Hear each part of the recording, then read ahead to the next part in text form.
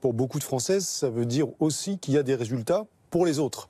Et je pense que c'est ça qui pose problème. C'est la fameuse étiquette de président des riches, c'est la réforme de l'impôt sur la fortune, c'est les retraités dont Bernard disait qu'ils ont été les plus sévères, et c'est pas hasard, c'est eux qui ont subi l'augmentation de la CSG. Et c'est donc une politique qui globalement a été perçue comme une politique qui favorise ceux qui sont les plus aisés aujourd'hui. Et donc on retrouve chez les autres effectivement des critiques de plus en plus sévères, un scepticisme de plus en plus important. Et ce qui est très intéressant quand on regarde ces chiffres, et notamment l'aspect la politique est-elle satisfaisante, décevante, ou ceux qui n'ont pas encore décidé, ce qu'on constate, c'est que quand on a posé la question pour la première fois avec l'Institut ELAB aux Français, c'était en juillet 2017, donc il y a un peu plus d'1 an, il y avait 15% des Français qui disaient 14 ou 15 que c'était une politique satisfaisante. Aujourd'hui, il y en a 14. Donc ce pourcentage-là, il n'a pas bougé. En revanche, en juillet 2017, il y avait 65% d'indécis.